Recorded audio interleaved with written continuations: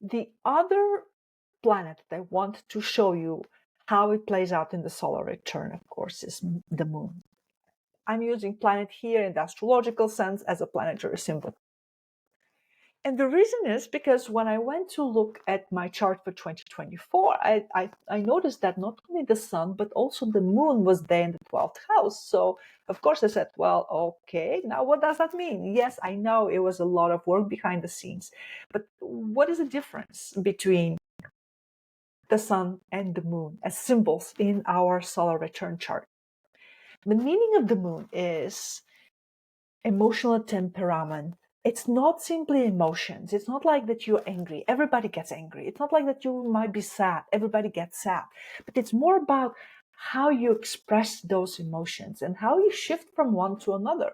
For instance, if you're one of those dramatic people who has the high as highs and the lows as super low, and you swing very quickly between those, your temperament will be more of the moody, right? Not so stable, not so level. So some people could be more level in the meeting the highs and the lows in the emotional landscape, and others not. So that's why the moon here shows us how we're going to meet those. And because we're talking about the solar return, I'm going to see it across the years. Moon can actually show up in different signs, unlike the sun. And so you can actually see that shift.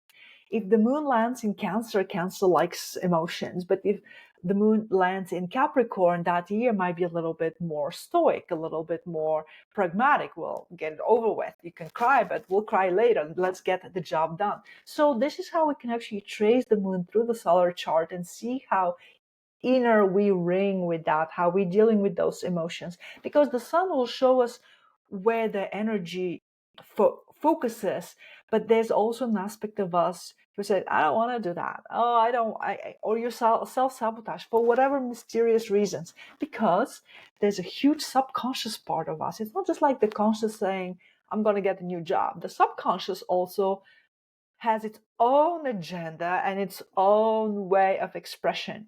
And so where the moon is also tells you what the subconscious is busy and what is doing. Because of the emotions are being such an important part of our psyche, they are also linked to changes. You know, if you don't like something, you're gonna change it. Someone can say, hey, change your job. And it's like, no, no, no. Change your job. No, no, no. You go home. You see all the signs, but until you start feeling discontent with what you have and you get into the emotional part, you're probably not going to make the change. So that's why I like to view the moon as the one that symbol that indicates precipitation of change, how we have reached that emotional state where it's like, okay, something has to change because I don't like it. And on a logistical level, you'll see the moon also visiting the houses of the chart in a very consistent direction, only it will be opposite to the sun. So as the sun, you'll see the sun will go from 12 to 10 to 9 to 7. The moon actually goes up into the higher numbers. So you'll see it from the 3 to 5 to 7 to 12, then resets back to the ones and then increases. And now I can go back to my own example, because my own chart started all this meditation, reflection, and pondering over my solar return chart. Here's the year 2025, and I see the moon in the 3rd house in Capricorn. Now, Capricorn means you're very pragmatic, executive, let's get it done. And this is where you're being the boss. You can organize, you can delegate, you can set up your system and get things done. So that is not a very comfortable position for me, because my moon is actually on the opposite side in my birth chart. It's in Cancer.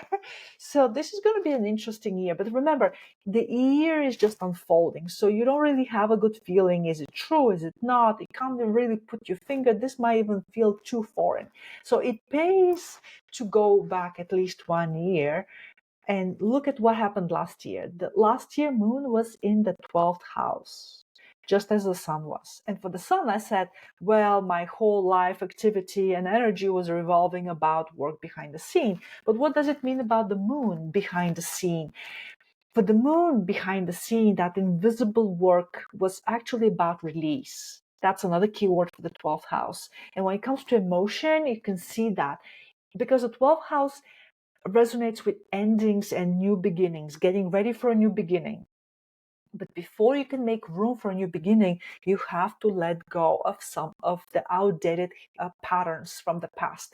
And this is where I thought, wow, I had forgotten really that last year when I was putting all the work at my new job, I remember I had some moments when I would catch myself bringing old patterns. I would say, oh, this never works. And then I thought, wait, that's a new college. This is new people. This is a whole new organization. Why shouldn't it work? Everything is new. So, and this is what I actually remember, that I did a lot of shadow work. A lot of effort went into making sure that I don't bring my old prejudices. I don't bring my old negativity from the old job, because as much as I enjoyed my old job, I had stayed there for 20 years and clearly I had outstayed my time there. So there was a lot of aspect of like, oh yeah, I've seen it. No, you haven't. Oh, nobody's gonna notice me. No, you haven't. These are new people. They were noticing. And oh, people don't care about me. That's not true. People actually cared. My new colleagues were very kind and very inclusive and very caring.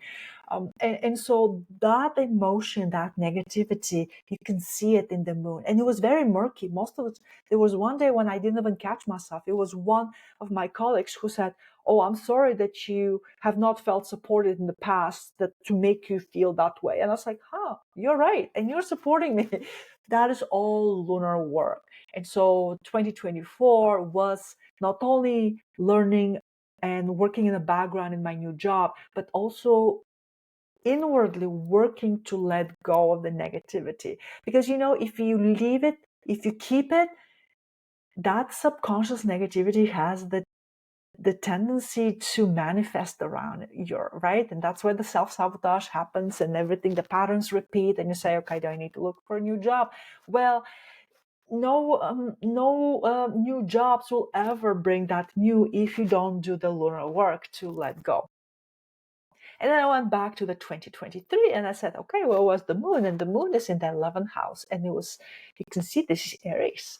So it was very much, now Aries is about me. I'm the first, the pioneer, the trailblazer. But you see, it wasn't the sun. So my life was not revolving about me leading. It's more about the subconscious. It was more about me being comfortable to stand up for myself. It was about me saying, I can do it, believing in myself that I can do it, about having the strength to withstand the attention from others. So it's much more subtle and much more subconscious and murky when it comes to the moon in that 11th house. And the 11th house is about groups and where you places in within groups. So that Aries was saying, where's my group? Is this my group? And again, the 11th house is like, well, let's find our group then, because we need the group. I wanted my new tribe. I wanted the people with whom I can share interests. The 11th house is also where you make future plans. And so there was a lot of thought that went, it's like, and as I mentioned, I was writing a book, I was writing a grant proposal, I was actually writing resumes and applying for jobs. So there it is. The focus was, I wanted some plans in the future.